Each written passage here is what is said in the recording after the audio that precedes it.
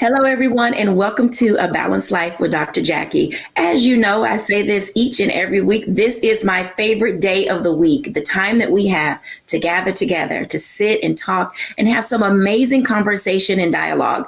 And let me tell you, today is not going to be without its oohs and its ahs and its ahas. We're talking moms, all things parenting, as we come upon Mother's Day.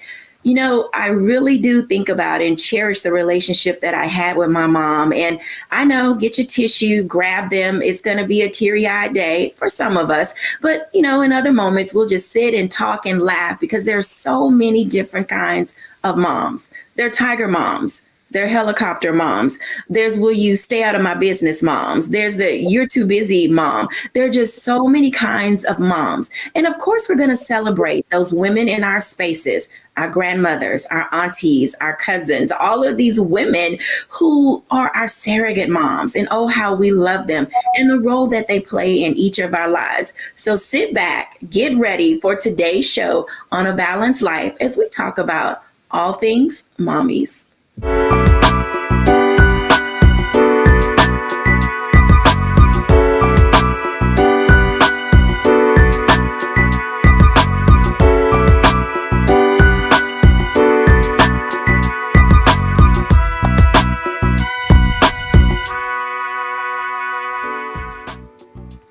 Welcome back, everyone. I am delighted to bring in our guest today. We have a host of men and women who are going to highlight for us their relationships with their moms. We'll hear some special stories. So we're bringing in our guests, Dr. Tierney, Charlotte Avery, Chef Rock Harper, Latree Schrader, and of course, Derisha Moore. Hey, everybody.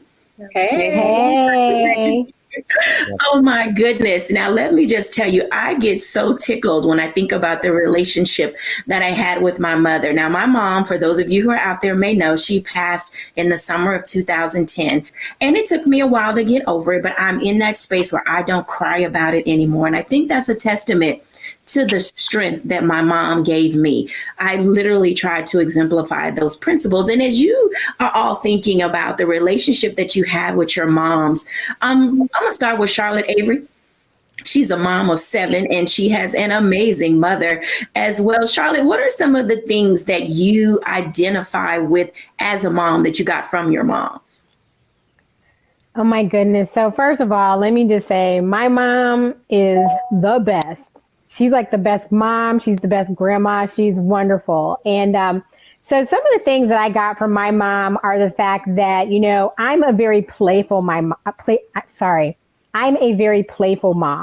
And my mom has always been very, very playful. She played with me and my brothers. She played with and even now, I mean, my mom is 74 years old and I'm so thankful that she's still living. But my mom plays with my children. She like hops on my son's bike and goes riding down the street. She's just very present. And I do my best to be very present in the life of my children because, you know, I think that it's important for me to give them my presence versus giving them a bunch of presents. Wow, I love that sentiment. Be present in the life of your children. Now, Chef Rock Harper, you have a very unique situation because you're in business with your mom. And I know that you guys have some probably wonderful, amazing father-mother conversations. How is that? You know, I'm raising a family with 3 sisters. I have 2 other sisters, so there are 3 girls. So what is it like in your relationship with your mom? Well, it's a beautiful one at the end of the day. You know, it is not without its challenges, obviously. But my mother always raised us to be accepting of the moment, right? Which comes in really handy in the restaurant business where, you know, it is what it is, what she always says. So that's a meditation or a mantra in accept it for what it is and figure out what we're going to do next. And we sort of lived our lives that way, that we have these cards and let's figure out how to play them. And she's obvious. This might be a little obvious, but she really nurtured my love of food at a very young age, not just the chef side, but just appreciating different cultures and trying different things. So we have a great relationship that still continues to this day. That's outstanding. And I know that for those of you out there who, are raising boys, Chef Rock Harper just said something who was extremely amazing in a sense that he said at the end of the day, which means there's a whole lot of stuff that goes on in the course of all of our days. But at the end of the day, the love, the nurture, the relationship, the caring, that's what we take away from that relationship. Hey, Dr. Tierney, how are you doing? I am doing wonderful, Dr. Jacquie. So what kind of characteristic do you have that you believe you got from your mom? All of them. It's funny. I say that and I chuckle because it's like the older I get, the more and more I can see my mom, So I grew up with a village of moms, from aunts who say that I was their first child to my grandmother who was just the most nurturing, mom ever. And then my actual mom, who was a single mother, and she worked so hard, to provide for me. And so the running joke with us was that I looked like my father, but that my personality and my temperament was like my mom. And so I would ask, no, it's not. No, it's not. Well, there are so many times now where I will say something and my husband will look at me and go, that's your mama. You sound just like your mama. That you're holding your hands just like your mama. You hold your purse just like your mama, or you're walking just like your mama, or, and I'll just catch myself just doing little things or saying little things or making up silly songs as I'm walking around the house or, just little things that my mom, will say, or even when I'm talking to people, the number one thing she would always say, everything done in the dog don't come to the light. And so I hated it when I was growing up, like, but now I say that all the time, so it's just amazing how as I have grown and matured, I'm turning into my mom. I'm like that commercial, and they say you turn into your parents, that's me all day long.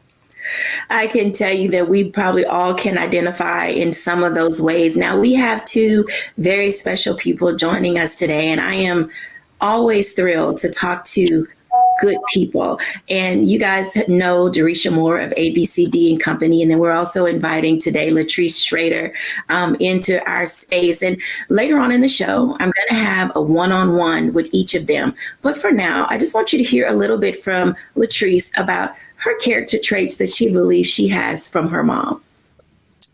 Well, one thing's for sure is I am organic like my mom. I didn't recognize until I was older that a lot of things she was teaching me was organic, making home meals for my family from scratch, being in the kitchen with her. One of the biggest tools or the things that she exposed me to and implanted in me was being a Christian. And that has gauged how I navigate life. And it's been very, helpful with my kids and how I raised them up. But I am my mom because I'm a hustler. She was a hustler. She wouldn't be broke. If there was a picture she could take off the wall to sell it to make some money, she would. She had us hustling and she taught us how to hustle so early on. So I take my mother's hustle spirit. I take her just creating a home for my kids spirit, making meals for them, and just providing a comfortable space for them. So I, appreciate my mom. She's no longer here, but I appreciate all of the things that she taught me without me even realizing she was teaching me those things. By just being around her every day and in her presence taught me more than anything that she could have ever conveyed to me verbally.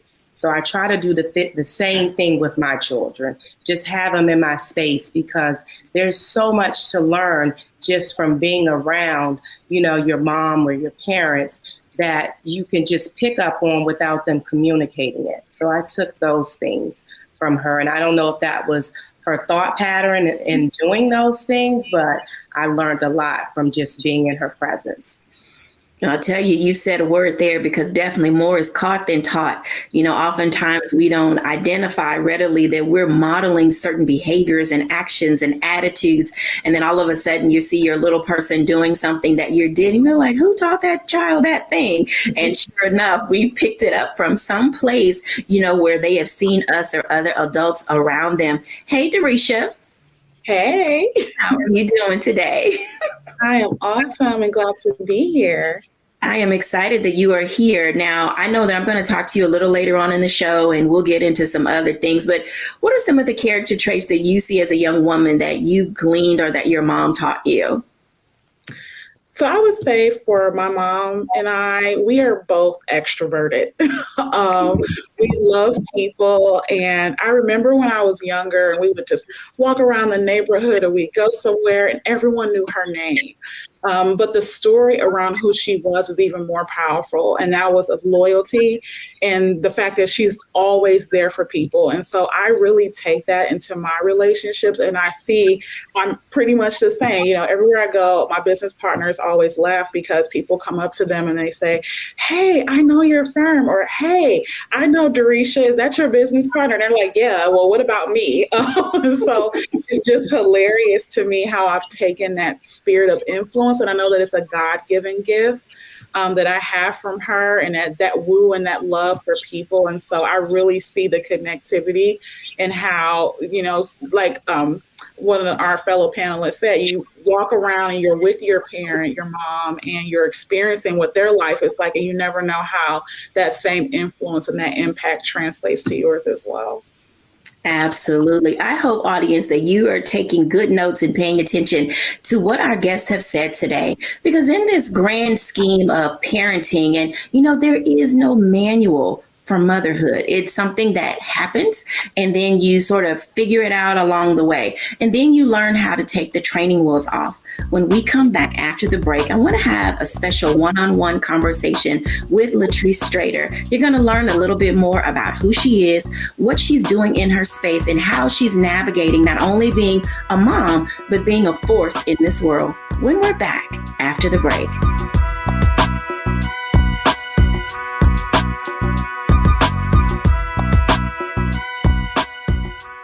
Don't you think it's time to get wealthy? I'm Deborah Owens, America's Wealth Coach, and my new show on the Black Star Network focuses on the things your financial advisor or bank isn't telling you. So watch Get Wealthy on the Black Star Network.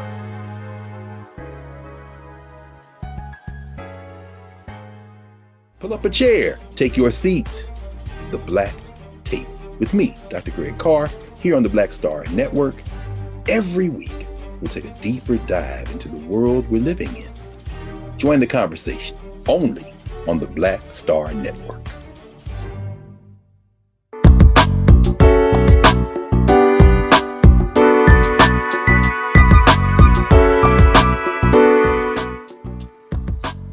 Welcome back, everyone, to A Balanced Life with Dr. Jacquie. I'm excited to have this one-on-one now with Latree Strader. I want to bring in Latree because, you know, I have watched this young woman turn several corners in her life. She is literally almost like a Renaissance woman. You heard her talk about in a previous segment things that she learned from her mom. And I think for a lot of us, we often don't know how to use what she called a hustle spirit. As a mom, as a businesswoman, as an entrepreneur, welcome, Latree Strader. Thank you so much.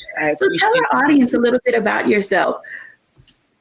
Well, I am Latree, as she introduced. I am a hairstylist. I own my own hair salon. I run, or I have my own product line, which includes flat irons. I am a realtor. I am a momager. I do interior design. There's a whole lot to who I am, but I'm just a creative spirit. So I met Jackie from doing her hair years ago, and we just created and have a good relationship courtesy of that. Right now, what I do, I don't know exactly where you want me to flow with this, but I would like to say that I started off with the tools that have helped me, you know, create who I am as far as an entrepreneur. I'm using those same tools to help navigate my kids because I see those tools within them. They are little hustlers. They are artists of the same and a little different. So, and helping with them, you have to figure out what it is. I'm going to go into a parent mode. You have to figure out the tools and the things that your kids are gifted in. And with doing that, you have to put them in a lot of different activities, right? And then from there, you figure out what they're good at if they haven't discovered it on their own. When they make that discovery, it is up to you and for you as a parent, in my opinion, to back that and to support that and to put them in the necessary classes to help aid with the development of that, because ultimately that is what their God-given talent is, and that tool or that gift is what God will use to allow for him to pull and reach other people. And it could be the smallest thing. It could be them being a singer. For example, Beyonce's a singer. She reaches so many people, right? So where we think those things are small gifts, any gift can be used for God to help with aiding and pulling people in. So where your kid may be a dancer, like one of my daughters, she can dance, she can act, one can sing, my son can draw. I don't look at those as minor things. I look at them as a huge gift that he can use to spread his word through them. And ultimately, I believe that that's what we're all here for. I am a hairstylist, and through that, seat or with that seat I stand behind, I help and I feed a lot of people through conversations. So there's no small gift. You know, a lot of clients talk to me about different things. I create time to be able to be this hairstylist and then be the mom and then sell real estate and do interior design. But again, it's creating the balance to do all of those things.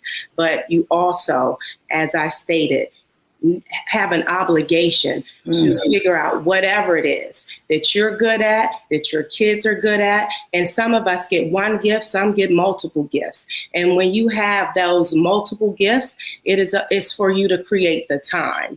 And I have a schedule which allows me to wake up at 5 a.m. And during that time, from 5 to 9, it is me time.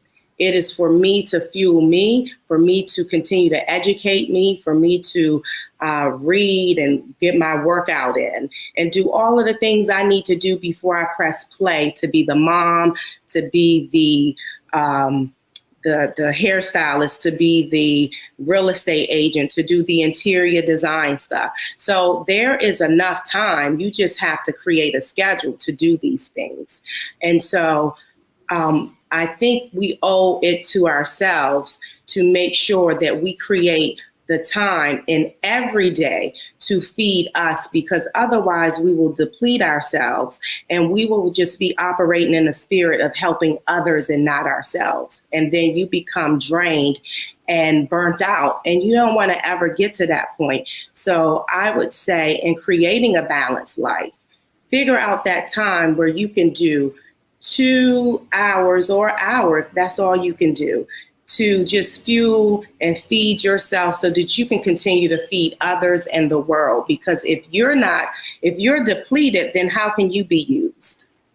You had some great statements there, because having a schedule is important, and making certain that you have time for yourself is important, because you do give a lot. You pour so much into so many people, because even just sitting in your chair as a stylist, you're getting coaching, you're getting laughter, you're getting to wind down. And so you do, as you said, you feed people, you give so much of who you are to other people. And I'm glad that you mentioned for our audience the time that you take for self. Because, you know, you're not being selfish to wake up early and want to have that quiet time, because your body deserves that. Your mind needs it, so that way you can pour out as much as you do. Now, you recently did something that a lot of people only dream of. And I think that it's very exciting. And you guys, when I tell you what it is, you're going to be like, okay, wait. So she's owning her own hair business. She works with some of the most amazing people in the industry in that space. She's, you know, got her kids, you know, graduating out of Duke Ellington School of the Arts, and they're in their own right doing plays and music and graphic design and so many things. But you recently took the time to go on a game show. Now, but how in the world, with your schedule, did you find to get on a game show and then do the most unthinkable thing in the end of it? Please share. So my daughter, the oldest, she graduated from Berklee School of Music, and she came home and I decided, oh my gosh, I got to have this party for her, a celebration. This is a huge accomplishment. She has a double major for songwriting and music business. And I'm in my back room that you can see back here, and I'm watching Wheel of Fortune. That is my thing, right? Since I was little, watching it with my parents. And my kids hear me yelling at the television all the time. They like, Mom, just go on the show, audition. Because I'm back there solving puzzles, yelling at the people. So I said, you know what? I'm not doing this. I'm going to get on there. I'm going to choke.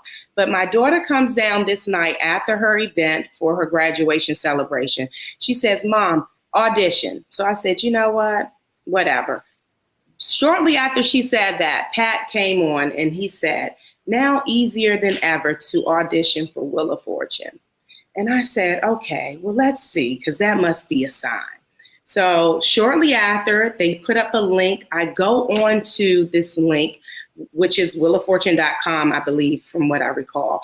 And when I clicked on it this time, it was easier to actually navigate and figure out how to get on the show because I had checked prior.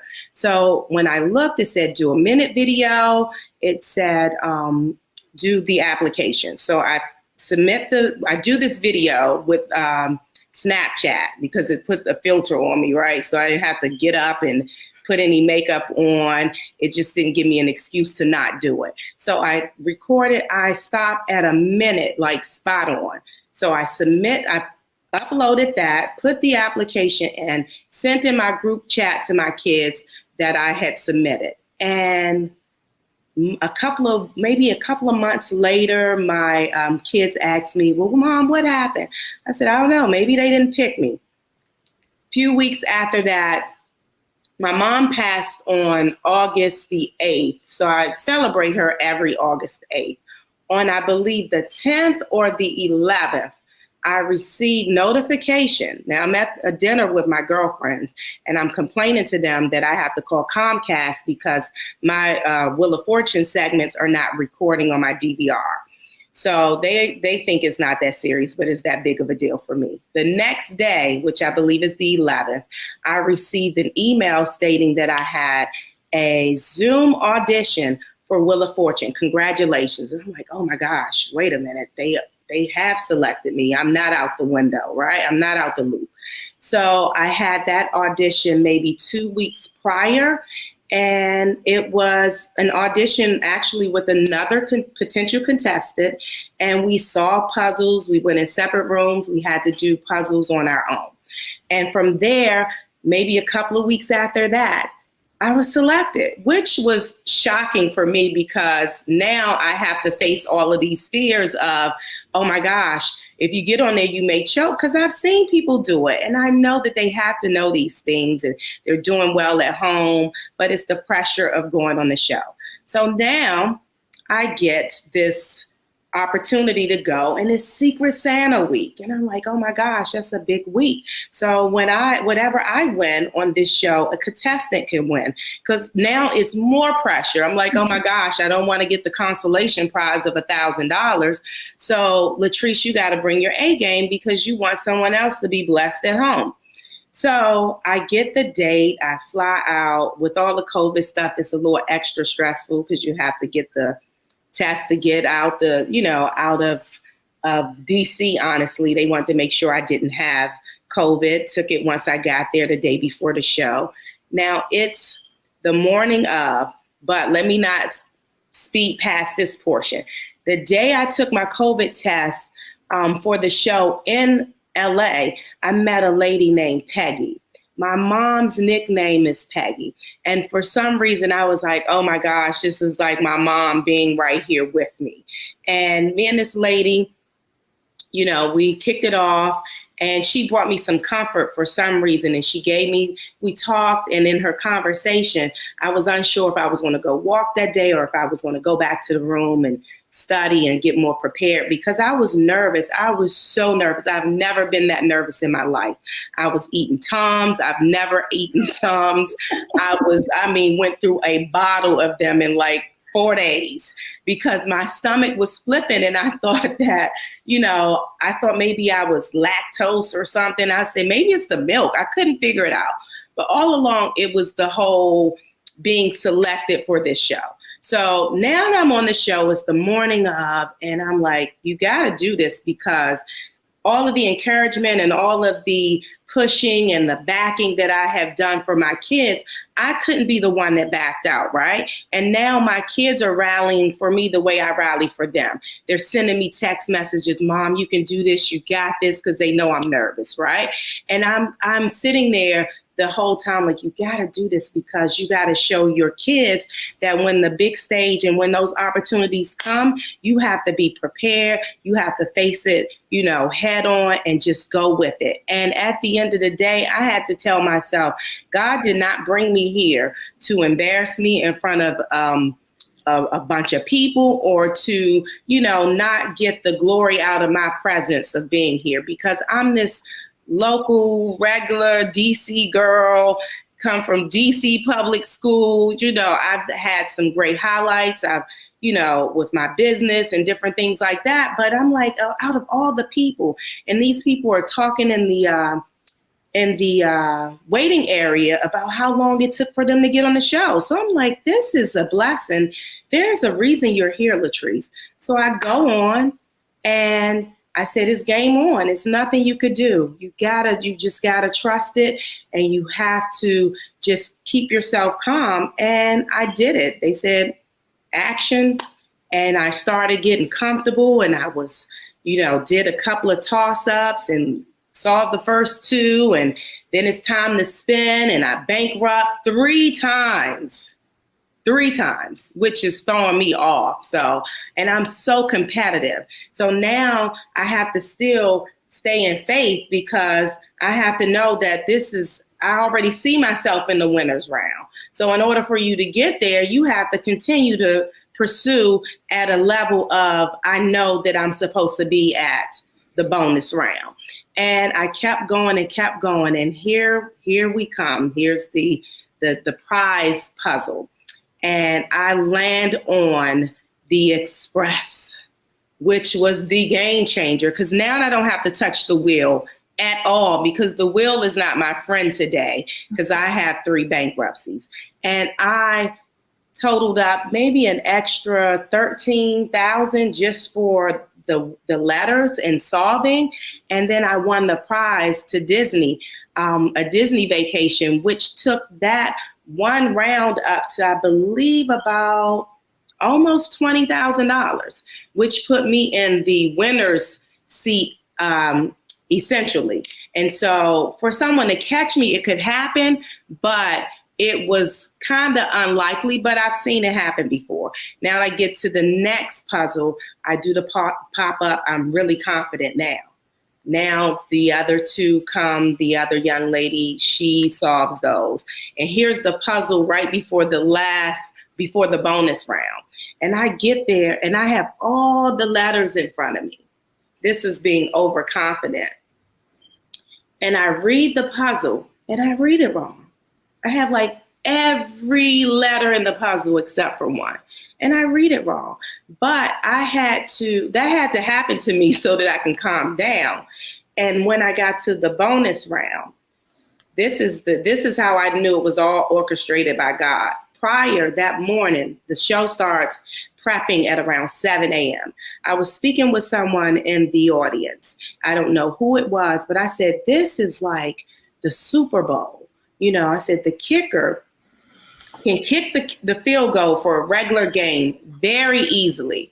It's a no-brainer. I said, but when the Super Bowl takes place, that same 20-yard kick is very, very tough. I said, this is like me kicking the field goal. I kid you not. My bonus puzzle solve is kicking a field goal. I couldn't believe it. So is this like the final round where you are winning everything? I've won everything. I'm going to the final round. My choice is fun and games. So tell us how this ends. as we prepare to wrap up this segment? What happens? I know the audience is waiting. They want to know. We haven't seen the show. We haven't told anything. So I get to the bonus round and I win $39,000 for this one puzzle. And you couple that with what I've already won, and I've won a total of $62,000. I think $399. I kicked the field goal and I won the entire show. And I was the first person to win the show for the entire day. It was 2 shows taped prior to me. So I was the first person to win everything.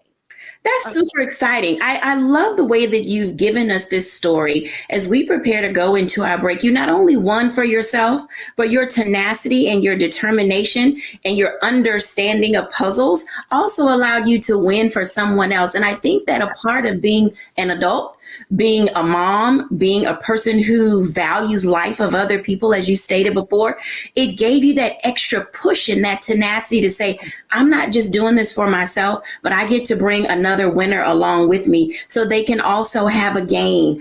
You know, Latree, thank you so much for sharing your story. When we come back after the break, we're going to talk a little bit more about what it looks like to have people in your corner who will gauge you, guide you, and give you what you need, even when you're uncertain that you can make it. When we come back, we're going to talk for a little bit to Derisha Moore after the break.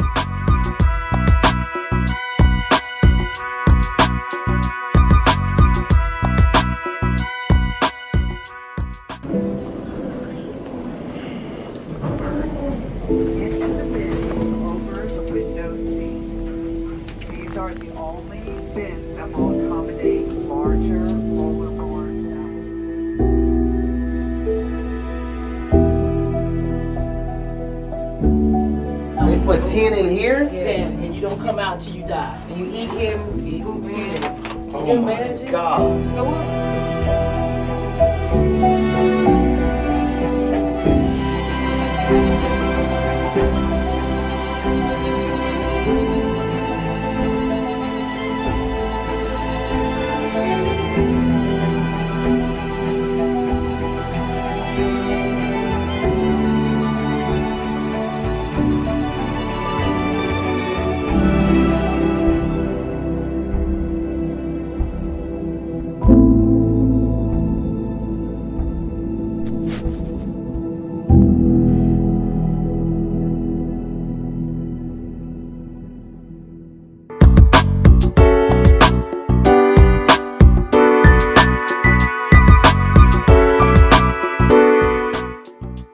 Welcome back, everyone. I'm excited about this next segment that we're going to do because oftentimes people want to judge you about where you come from, about who your parents are and where you were raised. But we have a young lady that we're going to talk to now who has defied all the odds. I'm excited to talk to our friend, our frequent guest, Derisha Moore.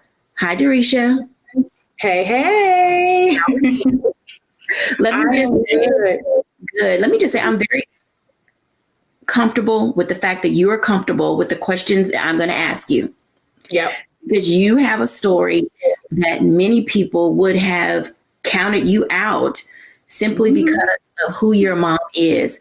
So I just want you to share a little bit about your mom and your background and highlight the amazing trajectory that God put your life on in spite of your past and your upbringing. Yes, absolutely. I'm proud to share. I believe that every part and pebble in our life's journey really transforms our thinking and most importantly, catapult us into our purpose. So as it pertains to my life story, I am born and raised in Cleveland, Ohio, inner city. I know every time I talk about Cleveland, some way, somehow, Bone Thugs and Harmony comes up. And that's a very small part of Cleveland, but it is a relevant part to my story as I grew up on 93rd and St. Clair, which was only a couple blocks away. But what I wanted to share about my mom in particular is that she did not have a college education. She graduated from high school. She tried college and ended up pregnant with me. And there began her journey as a mom. And so as any mother, a single mother at that, the sacrifices that are associated with that journey, of course, she experienced, and by nature, I experienced as well. And so going into public school, and one of the things that I can say that even though I went to a Title I school, my teachers, most of them were actually Delta women. They were so influential in my journey and really building that community and that tribe and that village that Jacquie talked about earlier. But this was a part of my journey, and my mom having to prioritize working and providing for myself and my sister and I, rather than be super, super present in what was happening to me in school and what was happening to me even socially and in terms of like my development and how I was growing as a young lady. And so that's a small piece, but I say all that to say, on the flip side of things, I am living in Northern Virginia. A lot of the youth that I work with, our lived experiences are the polar opposite. They come from two-parent households. They come from parents who are college educated, and that was not my reality. But my mom, she made the necessary sacrifices for me to be here. And I think one of the things that really is powerful is that she allowed, within reason, and people that she trusted, surrogate moms, aunties. My aunts played a huge role in my life. I come from a background of very strong women, my grandmother. And so although my mom could not always be present, there was always someone there to be there and support me along the way. Support is extremely important when you're growing up in the inner city. And I know that our audience will be like, that's not so unique. You know, we all have something in our past or in our background, but it's those unique challenges that, you know, we always talk about this nurture versus nature. And so when we talk about these things, oftentimes your environment can be the hindrance to your progress. Can you speak to our audience, to those parents who are raising children in less than comfortable situations, who can say, you know, Dereisha, you're a Gates Millennial Scholar. Now, coming out of inner city Cleveland, people are like, how in the world did this young woman, you know, from that side of the track, if you will, get into a space of being able to be academically sound, professionally developed? How do you balance the nurture versus nature aspects of your life? Ooh, that's a deep question. It's a deep question because the nature, the genetic sides of things can totally sometimes be barriers, so you think. You know, being in an environment where I am a first generation college student, being in an environment where I did see the crime, I did see the drugs, I did see the violence, that combination of the nature and just genetically what you're engaged with on a day-to-day basis, and then what you're around and what is nurturing you, because, you know, regardless of how much sometimes parents try to protect the very nature or nurture of an environment can have an adverse effect. But I'm grateful, because one of the things that I will say is that balance approach was knowing that allowing others to mother my child, I'm speaking, you know, in the language of my mom, allowing others to step in doesn't take anything from me. I think a lot of times as parents, there is this protectiveness in it, as it should be. And I will say, I do not have any children. I aspire to be a mother, but what I see even as a mentor, and I'm speaking, I think, from that lens, is that there is oftentimes this tension with, you know, at the end of the day, I'm their parent. And it's, what can I bring my children that is comprehensive, that is holistic, that regardless of where they come from, regardless of what their environment is like, they're going to be positioned to walk in purpose and be the best that they can be. And that was my lived experiences. No matter what the sacrifices were for my mom, what really separated me is her value and appreciation for those surrogate mothers, and recognizing that having the aunties and the big cousins and those other women who came in to mother and smother did not take anything from her. And I would say that no, the education system should not be responsible for rearing your children, but there is a partnership that has to happen for the betterment and for the best of your child. And she leaned into that too. All of my teachers, my second grade teacher is my Facebook friend. And she just comments on my posts, and she's so excited that she could be a part of my journey. And my story wasn't always that I was this brilliant, intelligent, respectful young lady.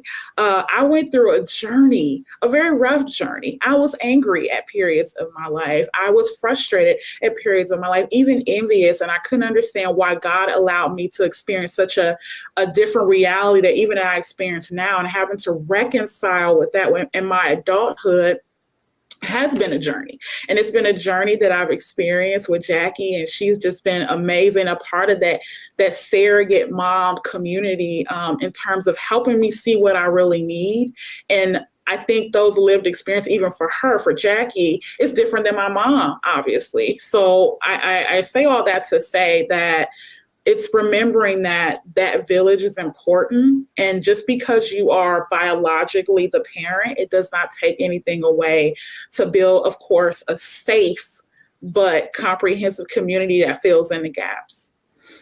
Filling in those gaps is one of the areas where we definitely need people to step in. You mentioned that it does take a village, and I want to appreciate you today for being able to share your story, because oftentimes children today, being in this pandemic, I cannot imagine, we lost over 600,000 people during the pandemic.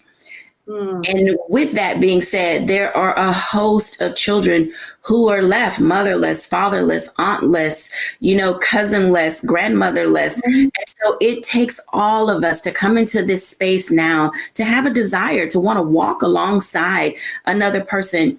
As we prepare to wrap up this segment, if you could give a word of encouragement and support for people who are trying to figure out what's next for them, because they've lost a loved one or they don't have someone to come alongside them, what would you tell individuals who are saying, trust another person to stand in the gap for you? Wow, I feel such a weight of responsibility answering that question. I will say this. I have learned, even in my professional career as a marketer, that empathy is important, right? There's some lived experiences that I have, and there's some that I don't. Fortunately, God allowed every single person who I've been on this journey with to still be here post-pandemic. But what I will say for those who don't have that reality is to process and deal with the grief and the loss of losing that trusted guidance and that light that was there for you. But also identify what it is that you really need and start to open yourself up to the possibility of what that could look like as you grow and you emerge. Because one thing I do know, and not to make this a ministry moment, but I do believe that God is always preparing you for your next, and he knows the end from the beginning. And so when you lose someone, although it's painful and although it's rough, he always gives you what you need for the season that you're in. And that has been something that I have experienced, maybe not so much in the loss part, but, we grieve relationships that no longer exist anymore. And so although I have not lost someone physically, there have been seasons where people that I was close to no longer is the case. And so I would say process. Don't be afraid to take that time to really reconcile with what has taken place, but then also open yourself up to the possibility and dig into the self-awareness efforts that are needed to identify what you need and be open to how God sends that and not to replace what was lost, but to help you in that season. Because each season we should grow, we should evolve, we should change. And I believe firmly that whatever it is that you need in that mentorship and that motherhood and whatever that looks like, if it's an aunt, it's a mentor, it's a spiritual mom, whatever is needed, that mother and that smother is waiting to help you in whatever it is that you need in this journey. Thank you for sharing that. I want to bring in the entire group if we can, because both Latrice and Jerisha have raised some interesting points as it relates to people standing in the gap for other people. And I know that both Charlotte and Dr. Tierney have 1,000 things to say when it comes to standing in the gap for other people. Charlotte Avery. So first of all, I wish I had a Kleenex or something next to me, because hearing them was just so powerful. Everything that Latree said, everything that Jerisha said. And one thing that Jerisha said that really, really spoke to me as a woman, but also as a mother, is that, the village is so very, very important. And, I've always known that, but even going through the pandemic, and dealing with some major turning points in my life during the pandemic, it taught me how important that village is. And one thing that Jerisha said that really spoke to me is that, everybody in the village has their role. And so sometimes when you can't, do the part that you want to play in your village, that there is always somebody else who can be the other side of that. And so I'm just so thankful, because we really do, as parents, we do need to say, you know what, yeah, at the end of the day, I might be my children's mom, but I also have to be aware of the gifts that God has given me in other people to help me nurture them and grow them and speak into their lives. And it is just so critical that we do lean in, and that we are brave enough as mothers to lean into the village, so that we are very clear about the fact that we don't have to have it all the way together, because we don't have it all together. And so the village is there to help us. And the village is a group of God-sent people. And so that's something very powerful that Jerisha said that sticks with me, that really resonates with me. And I'm so thankful for my village. I'm thankful that, Jacquie is a part of my village. I'm thankful for all of the women, the teachers, my mom, and the women who have been a part of my village, and even the men who've been a part of my village too. And so I thought that was a very powerful statement. Thank you for sharing that. I'm telling you, people think that African proverb is overused. And as we get older, we get into that space of saying, how do we develop the village? Dr. Tierney, I'm almost at a loss for words, simply because we get into that space of recognizing that we have to step up. And Jerisha took a pause and saying she felt the weight of having to answer that question. But as she is maturing, she's becoming a part of other people's villages. Dr. Tierney, what does it look like to be a village member? Absolutely. Absolutely. So, as Jerisha stated, I am a product of the village. I think I said at the top, first segment, I have a community, of mothers. And so all of the things, I love what you said, Jerisha, the mothering and the smothering, all of the mothering and the smothering that I received over the years, it's now my responsibility to give that, to those that are around me, to be a helpful part of those villages. So I am not a mother, but I am TT all day long. I have so many God babies. I am TT Tierney to so many surrogate nieces and nephews. And so my job, my role, as a part of the village, is to do some of the mothering and the smothering, to give my sisters a break when they need a break, to be the fun aunt, to be the aunt that does the discipline. I tell my friends, hey, if you don't want me to correct your baby, then she can't come over here and stay with me, because that loving correction, listen, I say it all the time, you don't have to be jumping on my couch and I can't tell you to stop, but that loving correction, pouring all of that is in me into them, because just like I am a reflection of my mom, my grandmother, my aunt, some of my mom's friends. I mean, even my mom would look at me and say, "Oh, you got that from Tracy."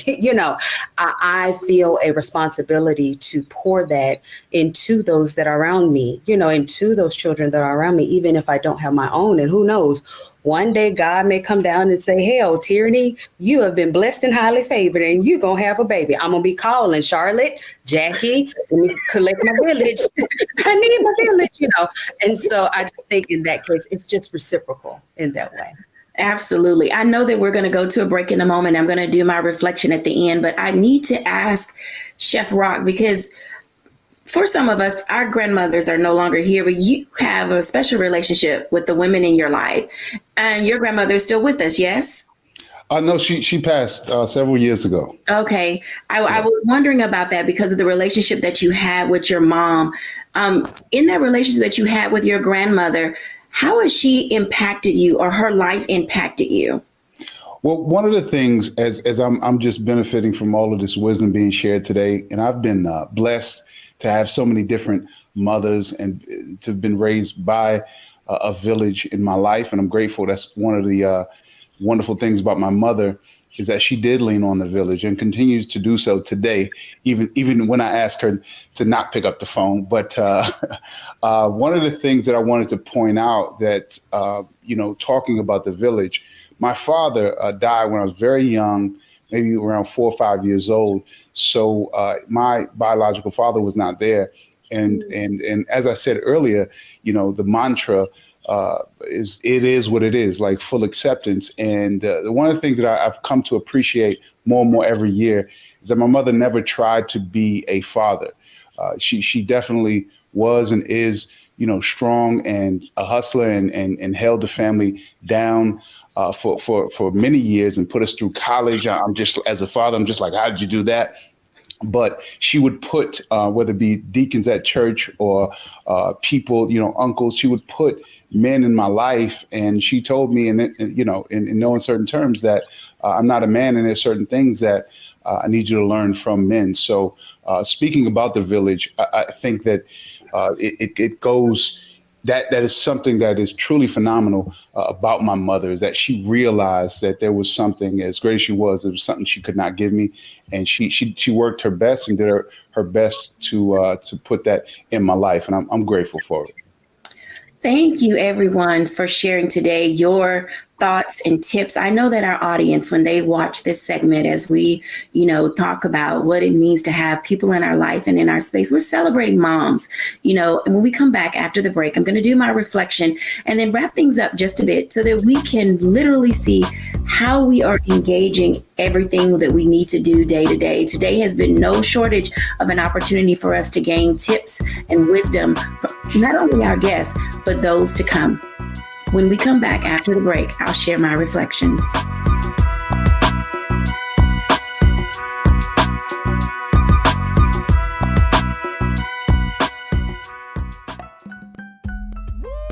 We're all impacted by the culture, whether we know it or not. From politics to music and entertainment, it's a huge part of our lives, and we're going to talk about it every day right here on The Culture with me, Faraji Muhammad, only on the Black Star Network.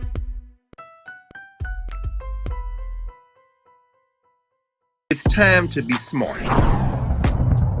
Roland Martin's doing this every day. Oh, no punches! Thank you, Roland Martin, for always giving voice to the issues. Look for Roland Martin in the whirlwind, to quote Marcus Garvey again. The video looks phenomenal, so I'm really excited to see it on my big screen. Support this man, Black Media. He makes sure that our stories are told. See, this difference between Black Star Network and Black-owned media and something like CNN. I got to defer to the brilliance of Dr. Carr and to the brilliance of the Black Star Network. I am rolling with Roland all the way. Honored to be on a show that you own. A black man owns the show. Folks, Black Star Network is here. I'm real revolutionary right now.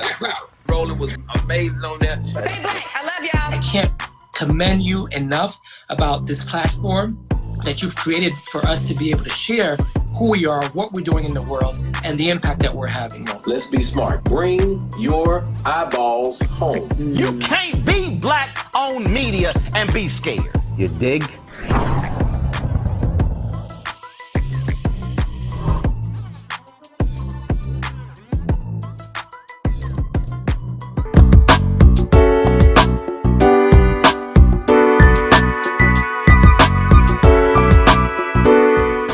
Welcome back, everyone, to A Balanced Life with Dr. Jacquie. I can tell you that I have learned so much from our guests and our panelists that we've had today. Whether you are a helicopter mom, a playful mom, if you had a mom in your life that was super strict and never let you go outside and made you come in before the street lights were on, we are all better for the women that have been in our spaces. Now, if you're thinking about becoming a mom and you're afraid, trust me, each of the persons that you've heard talk today, they had that same type of fear and trepidation, but they began to seek out people in their village who could give them the wisdom, the direction, the guidance that they needed in order to be able to say that they were ready. Thank you, everyone, for watching today. And I know that for those of you who have lost your moms, we're going to light a candle today for them. It is in the spirit of motherhood, the spirit of parenting, the spirit of thankfulness and gratitude that we light this candle at the end of our show today for all the moms who have gone, whether they passed away suddenly, whether you lost your mom during this pandemic, whether they had long-term illness and you had an opportunity to prepare. Let me just say, losing a parent is not easy. I'm coming up on 12 years this summer, and some days are definitely better than others. But I am delighted to be able to walk by the mirror each day and see some of my mother's features, to have conversations with people and share from some of her wisdom and mother wit. We honor you today, each of you who are in whatever space that you're in as we approach Mother's Day. We honor you and we honor their light in you. Have a great week, everyone. Enjoy your Mother's Day. Celebrate the way that you can. Peace and love to each of you. Bye now.